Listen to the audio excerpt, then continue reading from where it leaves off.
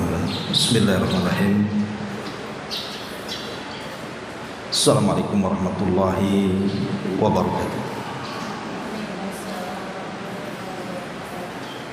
Alhamdulillah wassalatu wassalamu ala Rasulillah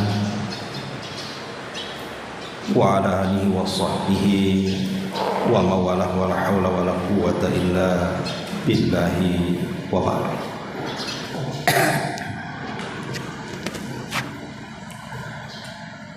Alhamdulillah, segala puja dan puji hanya milik Allah Subhanahu wa ta'ala.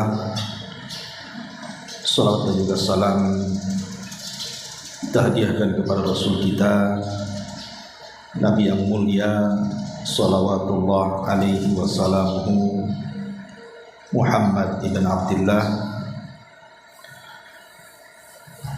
Dan kajian di pagi hari ini kita akan membahas seputar sholat, dan kita akan membahas 3 perkara dalam sholat. 3 perkara ini wajib diketahui. Kalau tidak, maka ibu tidak akan bisa untuk menyempurnakan sholat sesempurna mungkin. Mana yang harus ditempel dan mana yang harus disempurnakan.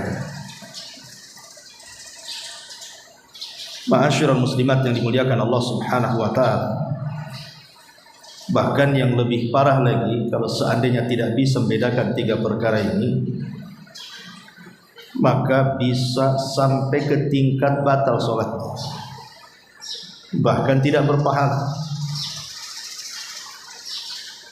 Apa saja 3 perkara itu? Pertama, bicara tentang rukun sholat. Yang kedua, bicara soal wajib-wajib sholat. Dan yang ketiga, bicara soal sunnah-sunnah sholat. Maka kita harus bisa membedakan mana yang rukun, mana yang wajib, dan mana yang sunnah.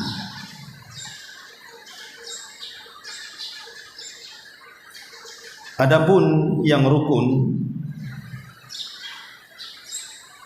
ulama kemudian membahas bahwa rukun sholat itu ada 14. Rukun sholat itu ada 14. Adapun yang wajib ada 8. Adapun yang sunnah itu terbagi 2. Ada sunnah yang disebut dengan sunnah kauliyah, sunnah ucapan dalam sholat, dan itu ada 7. Kemudian yang kedua, sunnah fi'liyah, sunnah yang berkaitan dengan perbuatan, dan itu ada 6. Ini yang kita akan bahas secara singkat. Rukun ada 14. Supaya hafal saya buat angka dulu biar enak hafalnya. Jadi rukun ada 14, wajib ada 8, sunnah ucapan ada 7, dan sunnah perbuatan ada 6. Simpan di otak kita. Yang pertama di antara rukun salat adalah al-qiyam fil fardhi ma'al qudrah. Berdiri dalam salat wajib dan dia sanggup melakukannya. Ma'asyiral muslimat yang dimuliakan Allah Subhanahu wa ta'ala, posisi rukun ini itu hampir mirip dengan syarat. Kalau syarat itu letaknya di luar, kalau rukun itu letaknya di dalam. Kalau syarat itu letaknya di luar seperti wudu, kan di luar sholat, menghadap kiblat dan begitu seterusnya. Tetapi kalau sudah masuk dalam sholat, maka bukan syarat namanya, tapi rukun. Rukun ini tidak bisa gugur dengan 3 perkara. Sengaja ditinggalkan, karena kejahilan, atau karena lupa. tidak bisa gugur karena 3 perkara itu. Umpamanya orang meninggalkan rukun, dia tidak mengucapkan takbiratul ihram, langsung bersedekap umpamanya. Kemudian kita katakan, dong, kenapa kamu tidak takbiratul ihram? Lupa saya, batal sholatnya. Nggak ada cerita lupa. Ya. Kenapa kamu tidak takbiratul ihram? Saya tidak tahu kalau itu rukun, batal sholatnya. Tidak bisa gugur karena kebodohan. Ya. Apalagi ditinggalkan secara sengaja, makin batal sholatnya.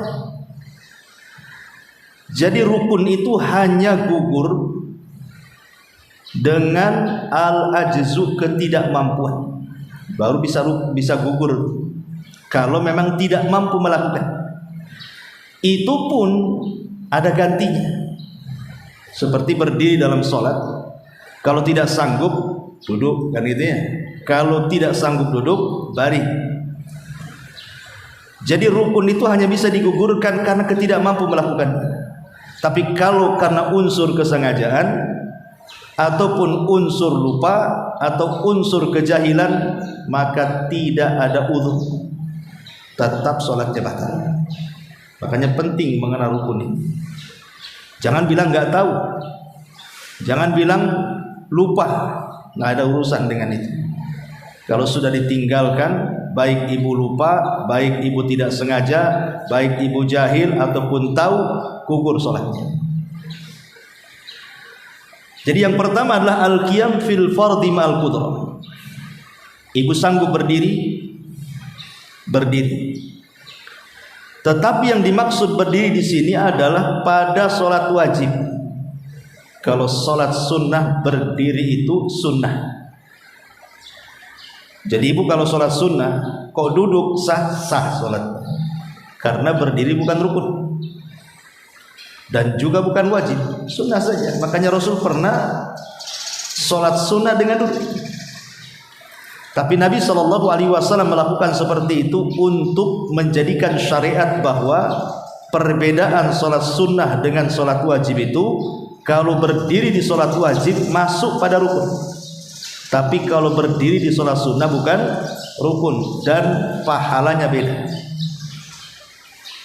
Kalau tidak berdiri dalam sholat wajib batal sholatnya, tapi kalau tidak berdiri dalam sholat sunnah, maka pahala sholat duduk separuh daripada pahala sholat berdiri. Sampai sini paham?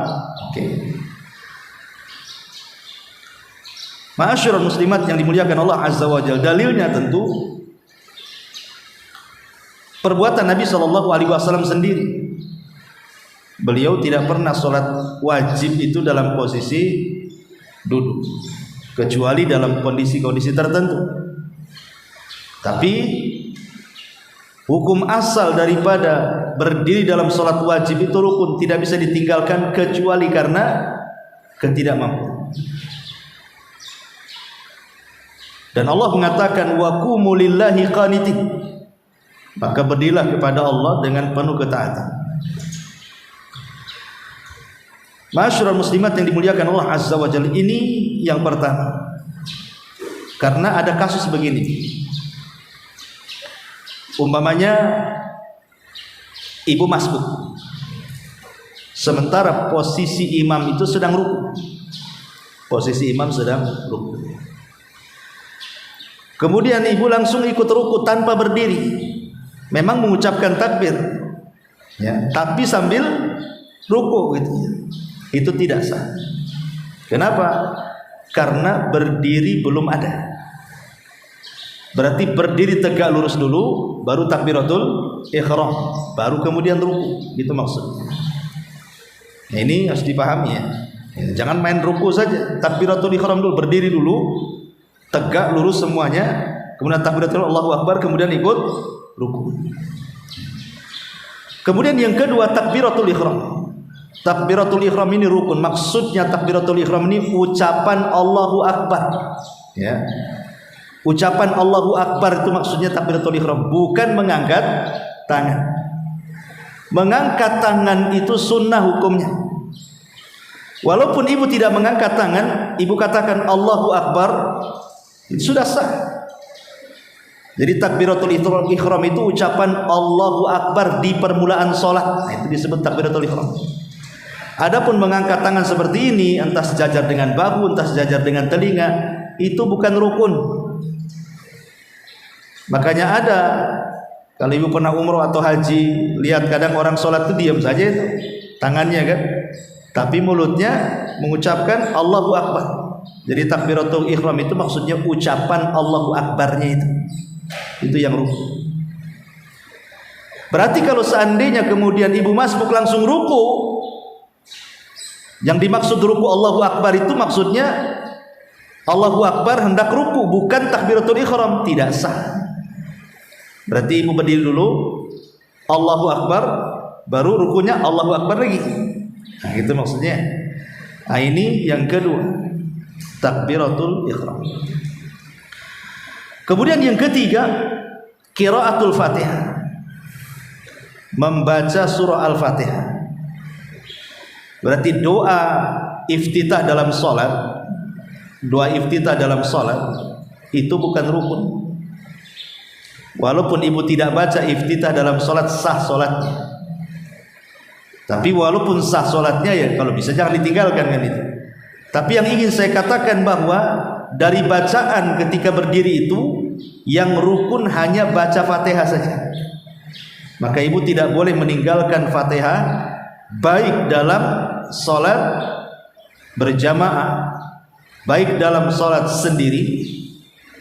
Maka baik ibu jadi imam, baik ibu jadi makmum, maka Fatihah itu jangan ditinggalkan. Yang jadi khilaf itu hanyalah ketika ibu berimam kepada yang dikeraskan suaranya. Seperti itu maghrib, isya dan subuh itu kan dikeraskan. Kalau imamnya dikeraskan, ini yang jadi khilaf ulama. Apakah makmum baca Fatihah ataukah cukup Fatihah makmum diserahkan kepada imam? Nah, ini jadi khilaf. Dan mazhab Syafi'i mengatakan tetap baca Fatihah. Dalam mazhab Syafi'i tetap baca Fatihah. Sehingga dalam kondisi apapun, jadi imam, jadi makmum, sholat sendiri, sholat jamaah, sholat di masjid, sholat di rumah gitu ya, Fatihah ini tidak bisa ditinggalkan.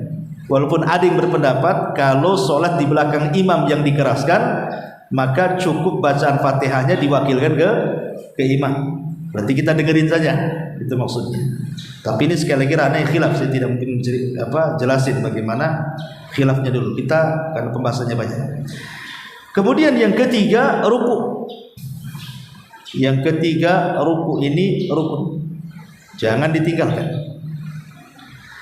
Karena ruku ini bagian daripada rukun, tolong maka perbaiki rukunya. Jangan salah-salah. Kan ini rukun masalahnya. Karena ada orang yang ruku itu asal-asalan tuh. Kadang-kadang telapak tangannya terlalu ke bawah, di betis pula dia letakkan sehingga membungkuk sekali begini ya. Atau telapak tangannya diletakkan di paha, akhirnya jadinya begini. Haruslah telapak tangan itu letakkan di lutut, makanya nanti begini rukunya. Ya, supaya lurus. Yang kalau diletakkan di sesuatu di sini tidak akan jatuh. Karena ruku itu rukun, maka perhatikan dengan betul-betul. Karena rukun ini fatal kalau sampai masalah. Bisa batal sholat, jangan itu. Ini yang keempat. Yang kelima, bangkit daripada ruku. Bangkit daripada ruku ini harus betul-betul i'tidal. Karena kita lihat banyak orang yang tergesa-gesa sholatnya, yang cepat sekali sholatnya. Itu kadang-kadang habis ruku belum tegak betul-betul berdiri, itu sudah langsung sujud. Ini tidak sah sholatnya. Kenapa? Karena bangkit dari ruku i'tidal itu harus lurus semuanya. Udah lurus baru sujud, gitu maksudnya. Karena ini masuk rukun sholat. Jangan belum tegak sudah ikut sujud. Hati-hati, nanti nggak sempurna rukunnya. Ini yang kelima. Yang keenam, as-sujudu ala al-a'dha'is sab'ati. Sujud di atas anggota sujud yang 7. Anggota sujud yang 7 ini harus mengenai bumi. Kalau tidak sah sujudnya. Ingat, anggota sujud ini ada 7. Harus betul-betul tertancap di bumi. Kalau satu saja kemudian dari anggota sujud itu tidak tertancap di bumi, tidak sah sholatnya. Maksudnya apa? 7 anggota sujud itu. Pertama, 2 tangan. Ini sudah 2. Yang kedua, 2 lutut. Itu sudah 4. Kemudian yang ketiga, ujung-ujung kaki. Itu sudah 6 berarti kan. Jadi ujung kaki, 2 lutut, 2 tangan, sudah 6. Yang ketujuhnya adalah dahi. Yang jadi khilaf adalah hidung. Apakah hidung ini masuk bagian daripada dahi? Dan bagaimana kalau seandainya hidung ini tidak nempel di bumi? Ini jadi perselisihan ulama. Ada yang mengatakan tidak sah solatnya karena hidung bagian daripada dahi. Ada yang mengatakan sah solatnya. Wallahu alam, saya cenderung kepada sah solatnya. Intinya adalah yang harus ke bumi itu dahi. Ini yang harus diperhatikan, dahi. Karena saya nggak pernah melihat hidungnya saja nempel, dahinya tak nempel. Gimana caranya? Mungkin mancung kali itu. Tapi yang penting itu dahinya saja. Dahi. Ya, kalau syukur-syukur hidungnya nancep kan lebih mantap lagi. Berarti keluar dari khilaf ulama. Ya, karena bagaimanapun hidung dengan dahi ini kalau bisa nempel di bumi. Tetapi di sini kata para ulama, bagaimana kalau seandainya ibu umpamanya sujud, sudah benar sujudnya. Telapak kaki sudah nempel di bumi, lutut sudah nempel di bumi, tangan sudah nempel di bumi, kemudian dahi dan hidung sudah nempel di bumi, dan ibu sudah membaca Subhana Rabbiyal A'la. Tiba-tiba mungkin ibu ini umpamanya ini kaki gatal lah di sini, akhirnya kaki satunya garuk, otomatis kan tidak tertancap lagi kan ke atas kan. Nah, atau entah ada masalah apa, tiba-tiba naik saja kakinya. Sah nggak wudunya? Ulama mengatakan sah. Yang penting ketika ibu mengucapkan Subhana Rabbiyal A'la, itu yang pertama, kan yang wajib 1 kali. Adapun Subhana Rabbiyal A'la yang kedua itu sunnah hukumnya, yang ketiga sunnah. Yang wajib itu 1 kali. Ketika mengucapkan Subhana Rabbiyal A'la, itulah nancap semua. Selepas itu kalau seandainya kakinya ngangkang ke atas gitu ya kan, maka tidak memadaratkan sujud. Jadi yang harus diperhatikan itu, ketika membaca Subhana Rabbiyal A'la pertama kali, tancapkan semua anggota badan sujudnya. Bisa dipahami ya? Nah, ini yang ke-6. Kemudian yang ke-7,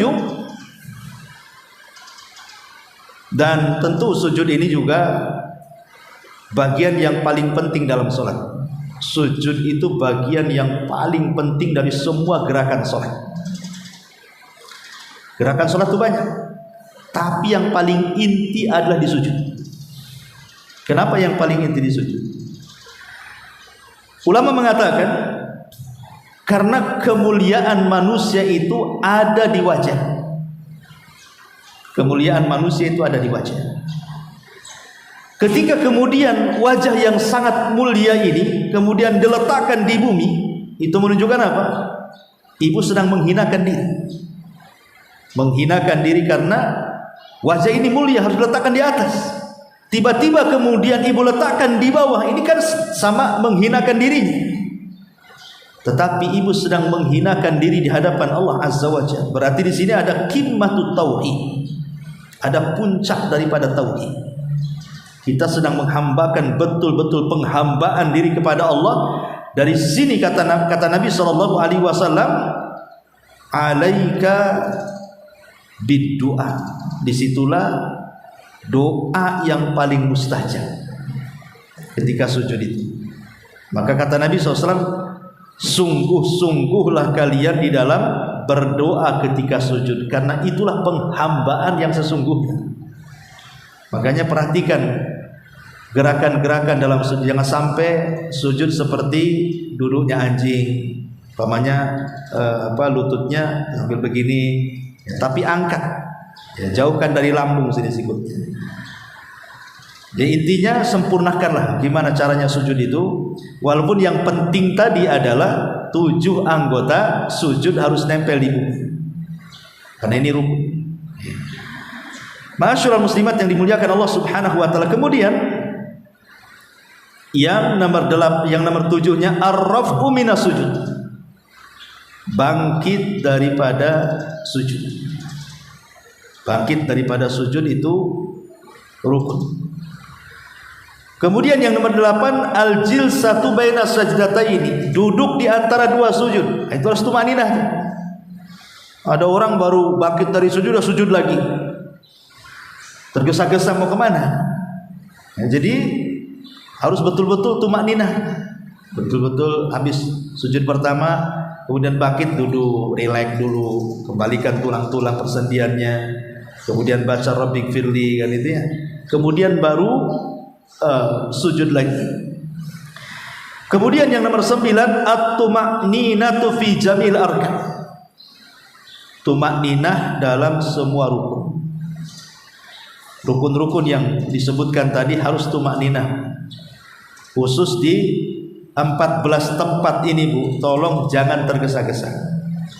Khusus di 14 tempat yang kita sebutkan ini, yang termasuk rukun sholat, ini harus ada tumakninah. Karena di zaman Nabi SAW ada orang disuruh sholat berkali-kali sama Nabi. Dia sudah sholat, tapi oleh Rasulullah sholat lagi. Kemudian sholat, kata Rasul sholat lagi, sampai 3 kali dia.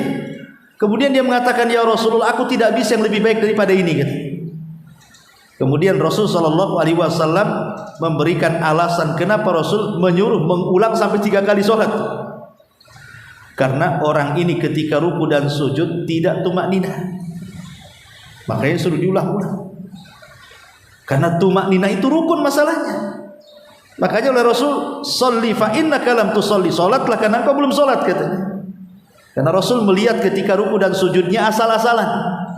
Maka tumakninah dalam sholat itu adalah bagian daripada rukun sholat. Dari sini ada faedah bahwa jangan tergesa-gesa dalam sholat.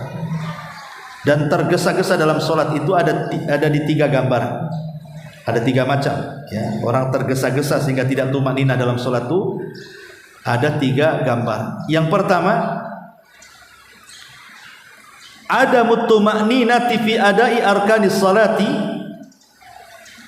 Tidak ada tumakninah pada semua gerakan yang dikategorikan rukun. Ruku cepat-cepat, sujud cepat-cepat, berdiri cepat-cepat, belum i'tidal sudah sujud. Rukunya main ruku saja, enggak diperhatikan lurus enggaknya, itu terlalu tergesa-gesa. Maka yang seperti ini bahaya, bisa menjadikan sholatnya batal kalau dia tergesa-gesa dalam gerakan-gerakan rukun, ya, bisa batal sholatnya. Ruku belum becus udah langsung bangkit, kemudian sujud belum 7 anggota badannya belum ke bumi, ngangkang pula ke atas kakinya, batal sholatnya. Ini yang pertama. Yang kedua, tergesa-gesa dalam bacaan. Dolin, apaan ini kok langsung dolinnya saja yang bunyi? Ya, orang baca Fatihah pelan-pelan lah, orang baca Fatihah ya. Kok di satu nafas pula kan? Sampai saya lihat YouTube yang 7 menit sholat rakaat tuh, Bu. Ya, saya perhatiin tuh. Kok bisa dia baca Fatihah sekenceng itu? Pokoknya saya perhatiin itu kayak nggak beres baca Fatihahnya. Cemana coba dia? Kok tergesa-gesa baca Fatihah itu kemana gitu ya? Berarti orang ini memang sedang mentarget selesai rakaat sebenarnya, bukan cari pahala di situ. Jadi ini juga fatal juga. Jangan sampai kemudian tergesa-gesa dalam bacaan terutama Fatihah sehingga tidak jelas. Yang tidak tergesa-gesa baca Fatihah saja, Bu, tapi dia salah mengucapkan sampai merubah makna, itu bisa batal sholatnya. Contoh namanya ihdina jadi ahdina. Ahdina siratal mustaqim. Ini masalah karena ihdina dengan ahdina itu beda makna. Kalau ihdina ya betul minta petunjuk, kalau ahdina minta hadiah, beda tuh. Jadi dari sini tergesa-gesa pun mencakup dalam bacaan. tartil dalam bacaan itu, jangan tergesa-gesa.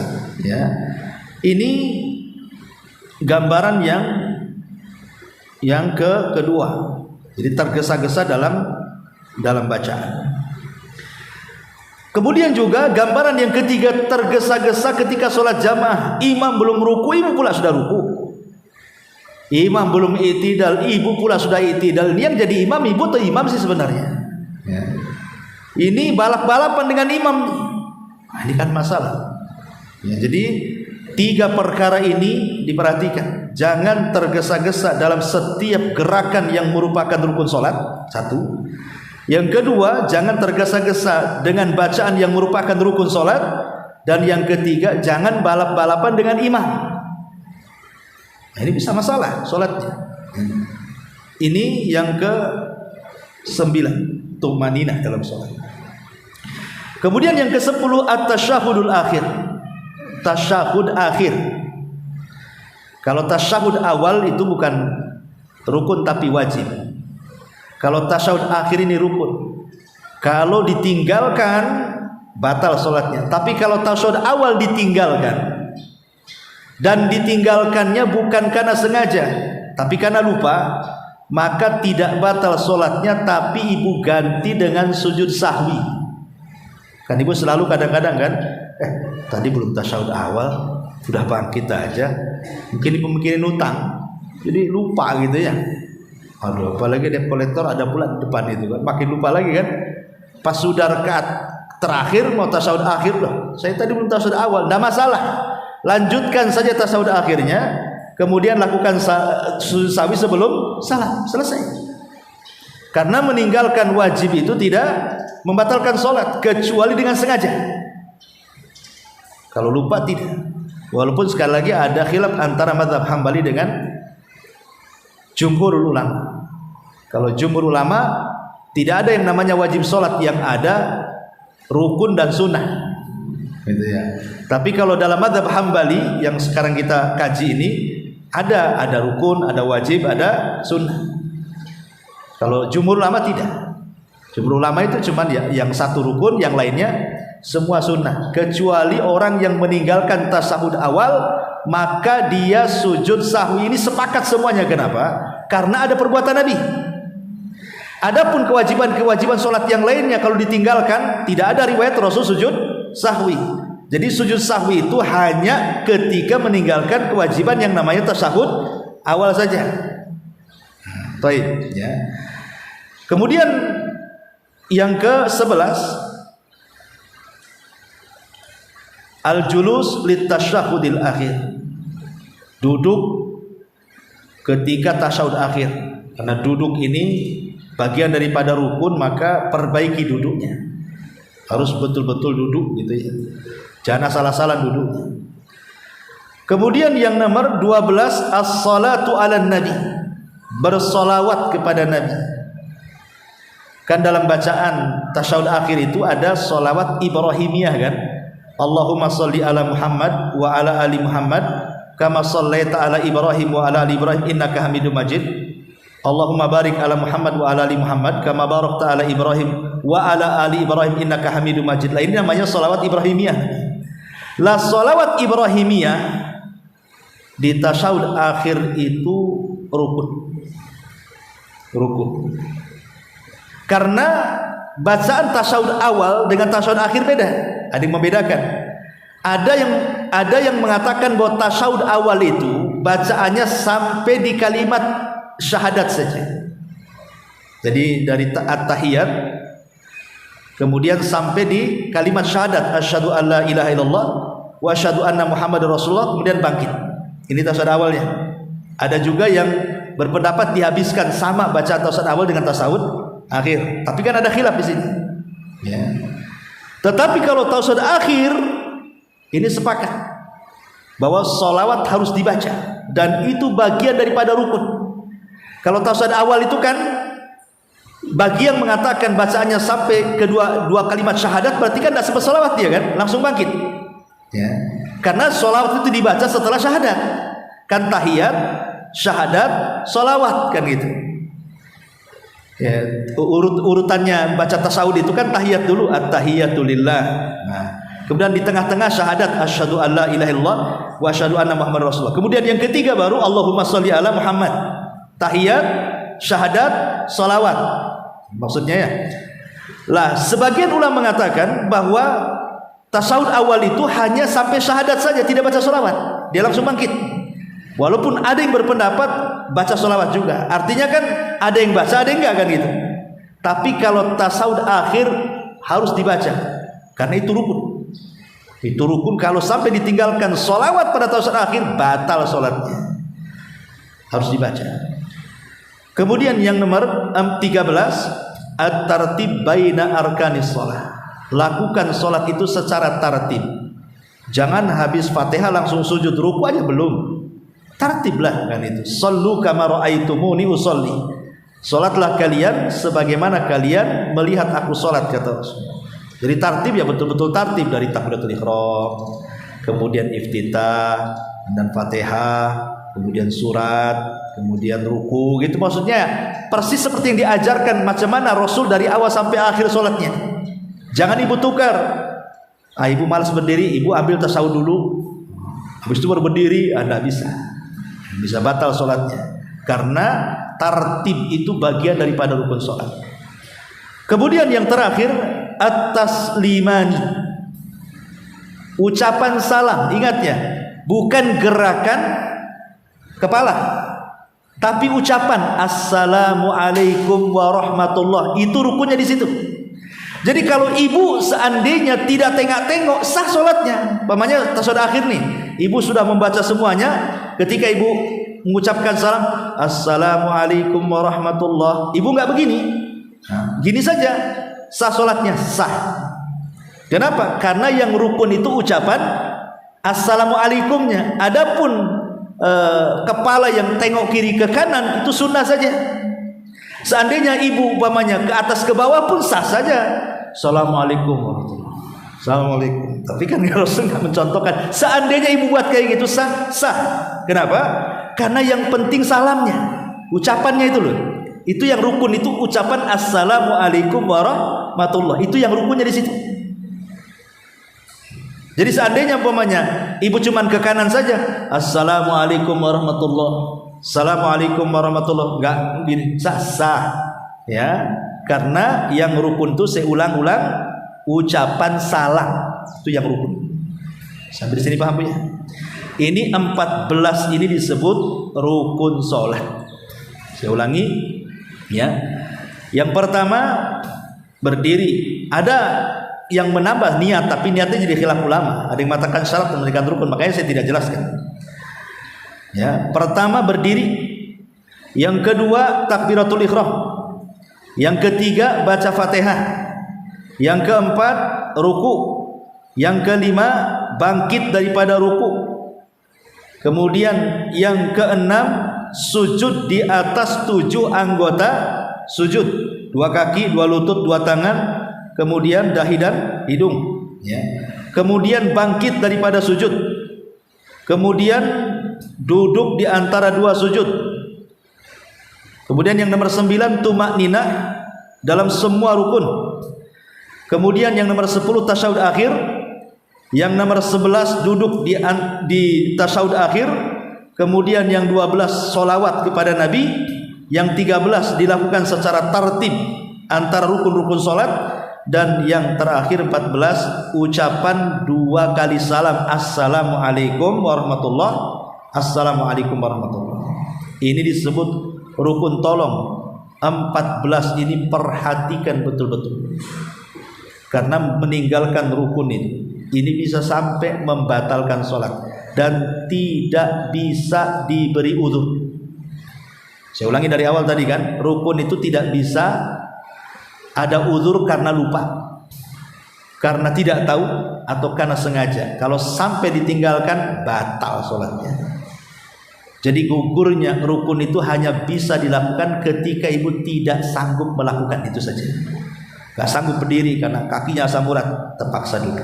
Nah itu hanya dalam kondisi tidak sanggup baru gugur rukun itu. Ini yang pertama yang harus dipahami. Yang kedua, Pembahasan ini kan penting Ustaz ya, sholat. Maksud anak, boleh nggak untuk pekan ini kita membicarakan rukun dulu, mungkin ada pertanyaan dari jemaah, nanti sambung pekan depan Ustaz, karena kan ada ini. Oh gitu, boleh. Karena menyangkut dengan sholat itu kan. Tak, maksud saya itu kan saya kasih gambaran secara singkat dulu. Nanti kalau mau didalami ya kita dalami dulu. Hari ini saya mau kasih gambaran dulu secara singkat, inilah rukun, inilah wajib, inilah sunnah. Nanti pekan depan baru kita dalami. Ya, bisa gitu. Oke, lanjut. Nah, sekarang masuk wajib sholat. Wajib sholat ada berapa tadi? 8. Ya, ada yang mengatakan 9. Wajib sholat itu yang pertama, semua takbir selain takbiratul ihram. Ibu kalau bangkit kemudian merendah dalam sholat kan mesti ada takbirnya tuh. Mau ruku ada takbirnya, bangkit dari ruku ada takbirnya, turun ke sujud ada takbirnya, bangkit dari sujud ada takbirnya.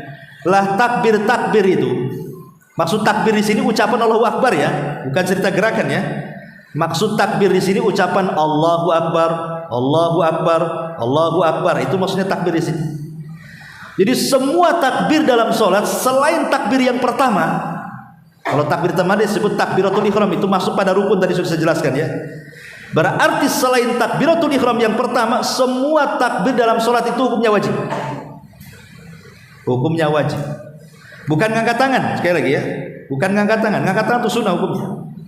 Ucapan Allahu Akbar, Allahu Akbar, Allahu Akbar. Kemudian yang kedua, ucapan yang kedua yang termasuk wajib sholat adalah ucapan Subhana Rabbiyal Azim firruku. Kalau rukunya rukun, tapi kalau bacaannya wajib. Ya. Subhana Rabbiyal Azim, Subhana Rabbiyal Azim. Menurut Hanabilah mazhab Ahmad, kalau sampai ditinggalkan secara sengaja batal sholatnya. Tapi menurut mayoritas ulama tidak batal sholatnya, karena mayoritas ulama hanya membagi rukun dan sunnah, nggak ada wajib.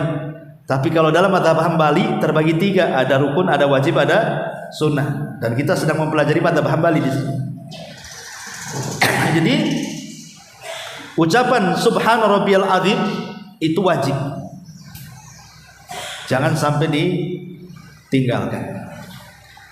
Kemudian yang ketiga, ucapan Sami Allahu liman hamidah, baik makmum ataupun imam. Ini baik imam atau ibu dalam posisi sholat sendiri. Sami Allahu liman hamidah, ini wajib. Kemudian yang keempat, ucapan Rabbana walakal hamd, Rabbana walakal hamd, baik imam ataupun makmum. Kemudian yang nomor 5, Subhana Rabbiyal A'la dalam sujud. Kemudian yang nomor 6, ucapan Rabbighfirli di antara 2 sujud. Kemudian yang ke-7, tasyahud awal. Dan yang ke-8, duduk dalam tasyahud awal. Ini 8 perkara yang disebut wajib-wajib sholat. Semua takbir kecuali takbiratul ihram, ucapan Subhana Rabbiyal Azim dalam ruku, ucapan Sami Allahu liman hamidah bangkit daripada ruku, ucapan Rabbana walakal hamd ketika i'tidal, kemudian ucapan Subhana Rabbiyal A'la ketika sujud, kemudian ucapan Rabbighfirli duduk di antara 2 sujud, kemudian tasyahud awal dan duduknya di tasyahud awal. Itu semua adalah wajibatus sholat, kewajiban sholat. Ma'asyiral muslimat yang dimuliakan Allah Azza wa Jalla, tadi saya sudah singgung 8 perkara ini yang kalau seandainya ditinggalkan secara lupa, maka yang mendatangkan sujud sahwi itu hanya di tasyahud. Ya, jadi kalau ibu lupa tidak tasyahud awal langsung bangkit, di sini mendatangkan sujud sahwi. Tapi selain daripada tasyahud awal tidak perlu. Pamannya ibu lupa membaca sami Allahu liman hamidah, ya, atau lupa membaca subhana rabbiyal azim, atau lupa membaca subhana rabbiyal a'la gitu ya, maka tidak ada sujud sahwi. Yang sujud sahwi itu kalau meninggalkan tasawuf saja. Nah, itu keterangan ulama seperti itu. Tapi walaupun ini penjelasannya panjang, saya ngeringkas saja biar secara global ibu tahu. Nah, gitu ya. Oh, kalau ditinggalkan ini sujud, kalau ini enggak, gitu maksudnya gitu ya. Ini yang kedua, kewajiban sholat. Dan yang terakhir bicara sunnah. Sunnah ini penting juga, walaupun memang tidak memadorotkan sholat sampai ke tingkat batal, ataukah mengurangi kesempurnaan sholat, tetapi menjalankan sunnah ini adalah bisa menyempurnakan sesempurna mungkin dalam sholat kita, baik dalam khusyuan ataupun pahala. Dan itu saya bagi menjadi dua ya, ada sunnah qauliyah, sunnah ucapan, dan itu ada 7. Satu, bacaan iftitah dengan berbagai macam bentuk iftitahnya, karena iftitah sholat kan banyak ya. Kemudian yang kedua, bacaan ta'awudz, a'udzubillahi minasyaitonirrajim, sebelum membaca Fatihah, atau a'udzubillahi minasyaitonirrajim. Kemudian ucapan basmalah, bismillahirrahmanirrahim. Kemudian yang keempat, itu tuh 3 ya. Yang pertama iftitah, yang kedua ta'awudz, yang ketiga basmalah, yang keempat tambahan bacaan dalam ruku.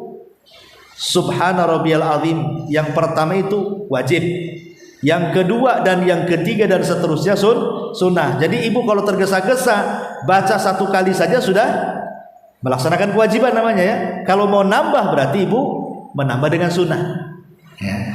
Kemudian yang ke-5, menambah bacaan dalam Rabbighfirli, duduk di antara 2 sujud. 1 kali saja itu yang wajib. Kalau ibu mau nambah Rabbighfirli, nah, boleh. Atau dengan bacaan yang lain lah kan bacaan-bacaan kan banyak tuh yang diajarkan. Tapi ini yang paling singkat, kalimat Rabbighfirli paling singkat. Yang 1 wajib, kalau nambah sunnah, nah, gitu ya. Kemudian juga yang ke-6, Rabbana walakal hamd. Setelah ruku, Rabbana walakal hamd dibaca setelah ibu sami Allahu liman hamidah. Kan di situ kita baca Rabbana walakal hamd. Kalau ibu mau menambah berkali-kali Rabbana walakal hamd, Rabbana walakal hamd, Rabbana walakal hamd, itu sunnah hukumnya ya. Kemudian juga yang nomor 7, mazada alal fatihati minal qiraah, bacaan surat setelah Fatihah. Kalau ibu baca Fatihah dari rakaat pertama, kedua, ketiga enggak baca surat, sah sholatnya, enggak apa-apa. Umpamanya ibu sholat subuh tadi di rumah, ibu udah hafal surat Fatihah saja dua-duanya. Rakaat pertama Fatihah enggak ada surat, rakaat kedua Fatihah enggak ada surat, sah. Tapi ingat bu, jangan ditukar. Ibu kalau meninggalkan Fatihah walaupun 1 Quran ibu baca enggak sah sholatnya. Umpamanya ibu baca bab Al-Baqarah, Al-Imran, An-Nisa sampai qul a'udzu birabbin nas, tapi tak baca Fatihah, enggak sah sholatnya. Tapi kalau ibu baca Fatihah, semua surat enggak dibaca, sah sholatnya. Itulah bedanya ya. Fatihah ini menentukan tuh, karena dia rukun masalahnya. Kalau baca Quran itu sunnah-sunnah saja ya. Ini yang disebut dengan sunnah kauliyah. Lah di sana ada sunnah fi'liyah, sunnah perbuatan, seperti mengangkat kedua tangan saat takbiratul ihram. Seandainya ibu diam saja, Allahu Akbar, sah karena ibu sudah mendatangkan rukun ucapan Allahu Akbar. Ngangkat tangan itu sunnah, tapi rukun sunnah jangan ditinggalkan ya. Kemudian yang kedua, meletakkan kedua tangan di sini, wad'ul yadainil yumna 'alal yusra athna al-qiyam qabla ruku wa ba'da. Meletakkan tangan kanan di atas tangan kiri dalam posisi berdiri sebelum ruku atau setelahnya. Sebelum ruku atau setelahnya. Kemudian yang nomor 3, an-nadharu ila maudi sujud. Ibu ketika berdiri sholat ke tempat sujud pandangannya, itu sunnah saja. Karena boleh juga kita memandang ke atas, ke lurus gitu ya. Allahu Akbar. Boleh.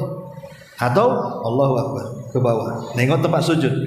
Menengok tempat sujud itu bukan rukun, bukan wajib, itu sunnah saja. Seandainya ibu menatap ke depan begitu tidak ada masalah.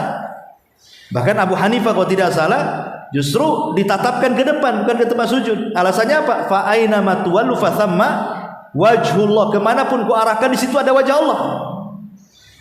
Nah, tetapi pendapat yang kuat tetap dalam posisi berdiri sebaiknya arahkan pandangan ke sujud. Tapi ini hukumnya sunnah saja.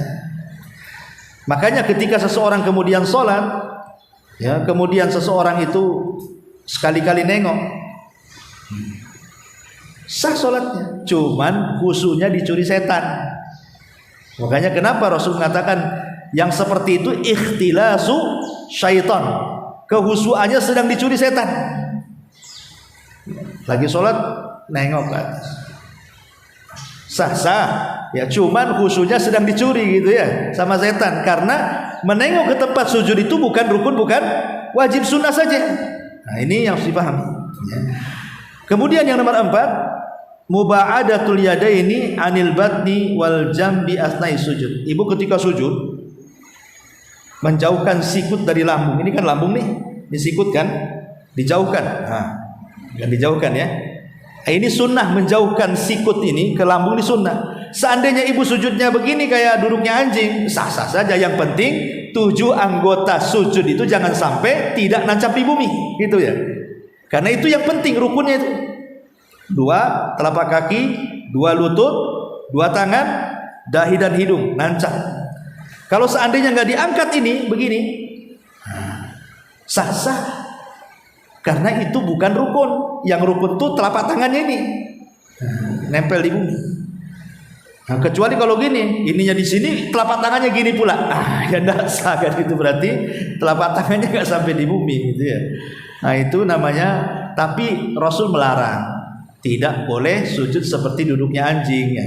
Walaupun sah, tapi Rasul melarang, tidak boleh menyerupai binatang ketika sholat. Kemudian termasuk juga al-iftirash. Ketika ibu umpamanya disebutkan wahwal julus nasiban al-qadam al-yumna wajailan asabi'ahu lil qiblati muftarisan ar-rijlil yusra jalisan 'alaiha wa yusannu fi jami'il jalasati salati illa fi tasyahhudil akhir min salati tazidu ala rak'ataini. Jadi iftirash itu ya duduk seperti tasawuf awal gitu. Seandainya di tasawuf awal Bu, kan ada yang melabuhkan pantat, ada yang kemudian pantatnya ditaruh di atas tumit, kan itu ya. Ini seandainya ibu melabuhkan ke bumi pun nggak ada masalah sholatnya. Ya. Ataupun meletakkan di atas tumit, ini karena hukumnya sunnah saja gitu maksudnya. Nah ini juga bagian daripada sunnah-sunnah fi'liyah yang disebutkan. Termasuk juga tawarruk juga sama. Tawarruk iftirash itu antara melabuhkan dan meletakkan di atas tumit itu namanya diistilahkan dengan iftirash dan at-tawarruk. Inilah 6 perkara yang termasuk sunnah fi'liyah. Kalau ibu perhatikan rukun, wajib, sunnah, insyaallah Bu, sempurna sholat kita. Ya, apalagi ibu paham, oh ini saya di posisi rukun nih, jangan main-main. Ya, harus betul-betul.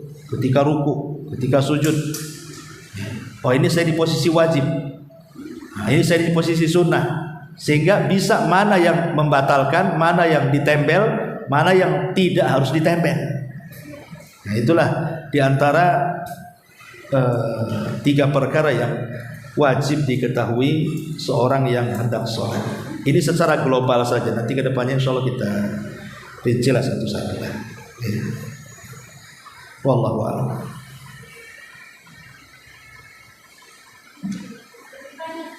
Boleh? Yang tadi ada yang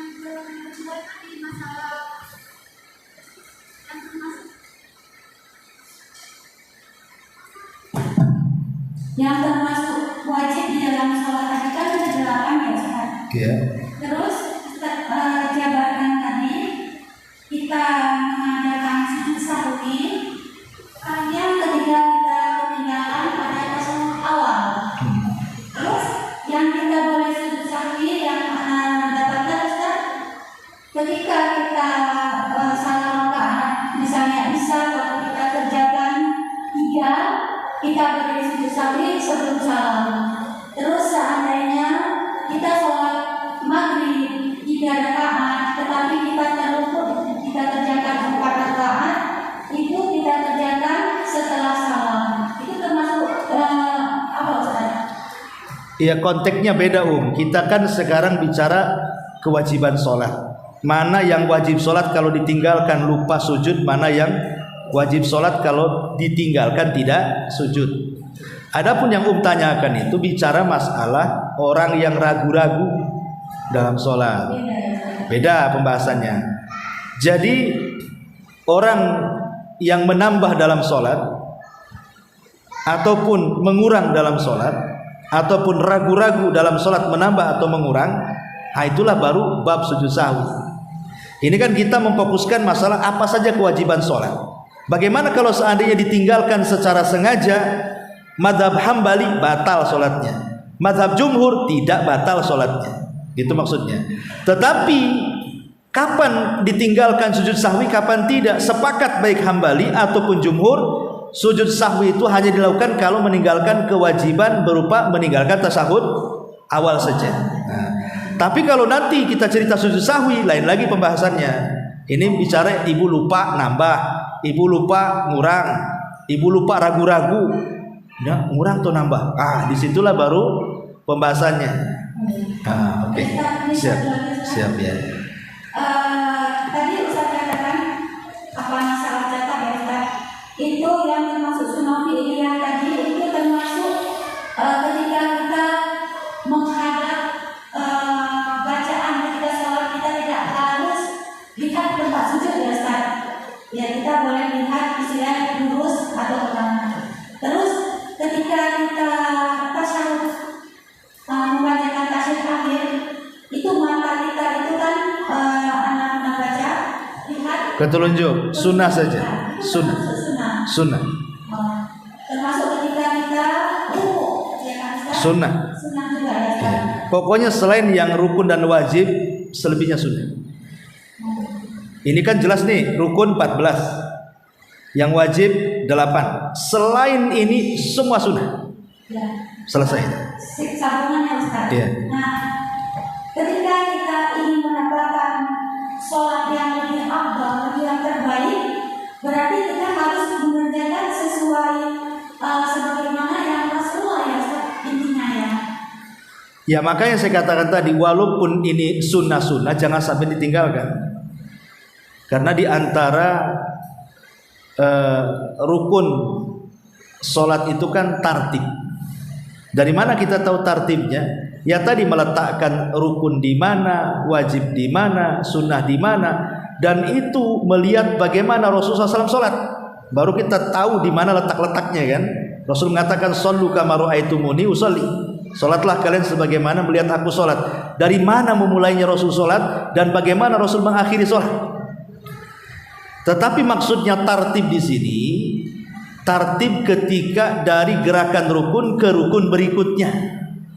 Jangan kemudian berdiri rukun, kemudian juga ruku rukun, tapi ini main berdiri langsung ke sujud, berarti nggak tartib, rukunya belum, gitu ya.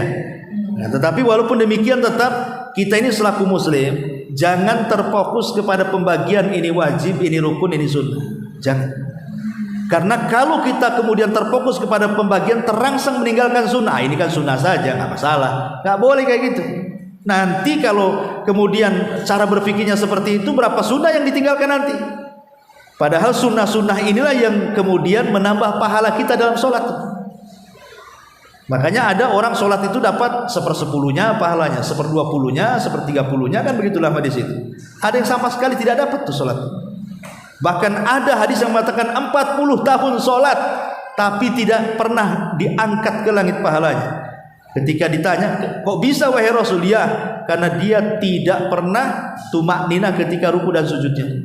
Asal-asalan aja.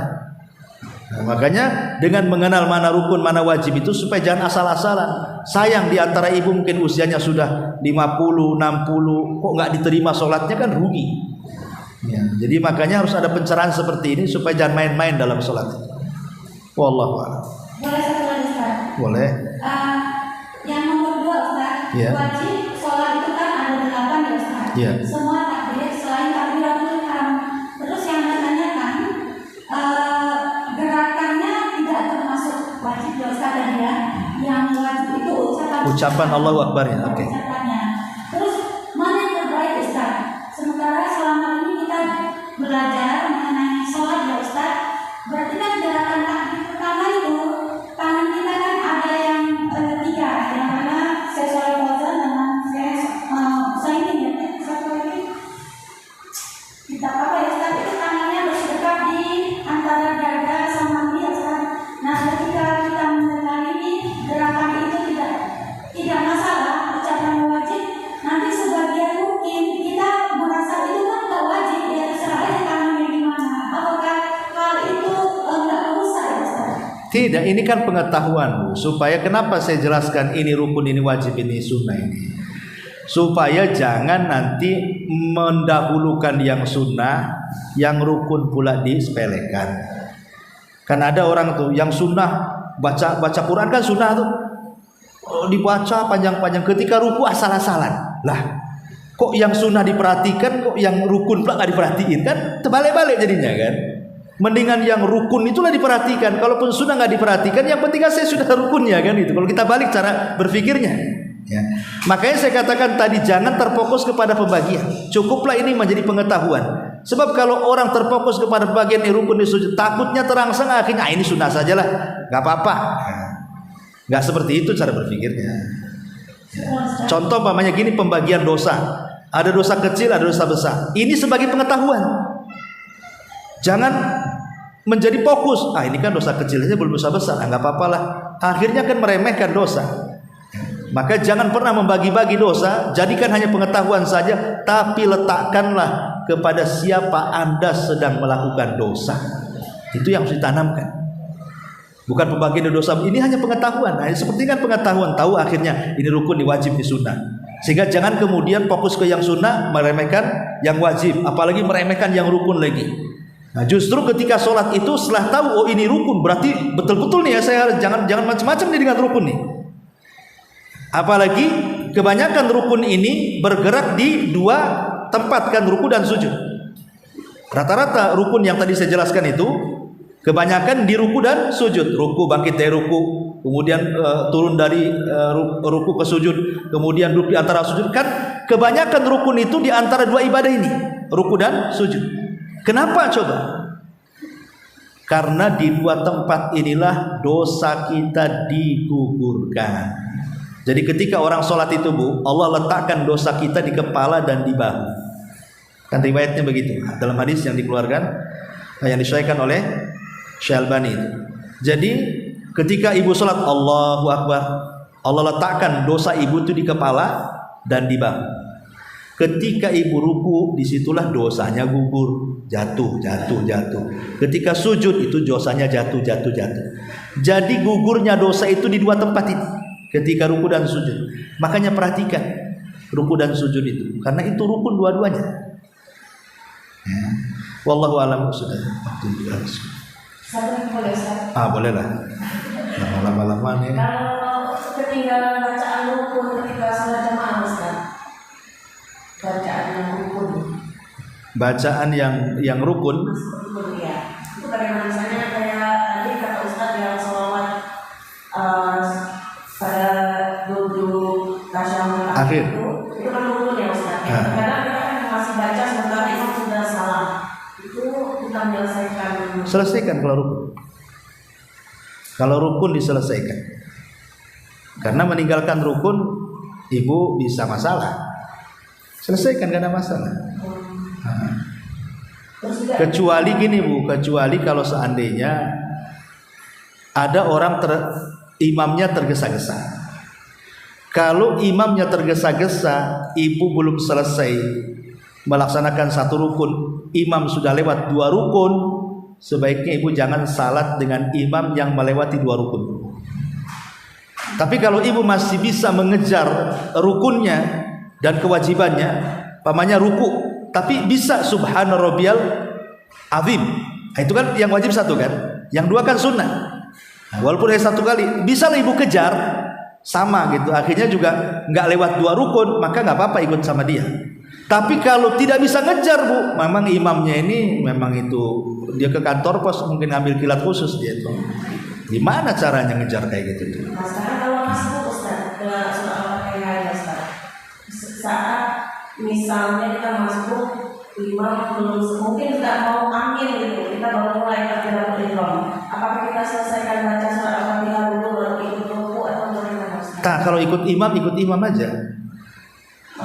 Kalau ikut imam saja. Kecuali tadi kan ibu sudah memang dari awal sampai akhir ikut imam. Kemudian tasawuf akhir karena ibu lambat bacanya, akhirnya imam salam, ibu masih baru syahadat, masuk ke salawatnya, selesaikan.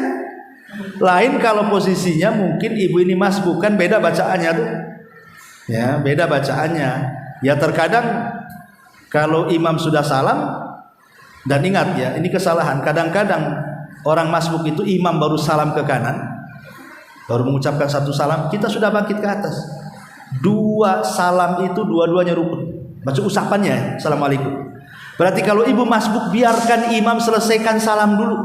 Dua-duanya itu, assalamualaikum warahmatullah, assalamualaikum. Baru bangkit gitu maksudnya. Jangan baru 1 kali udah bangkit. Ini sedang mengerjakan rukun masalahnya. Nah, ini juga salah satu kesalahan. Selesaikan dulu imam itu, baru kita bangkit.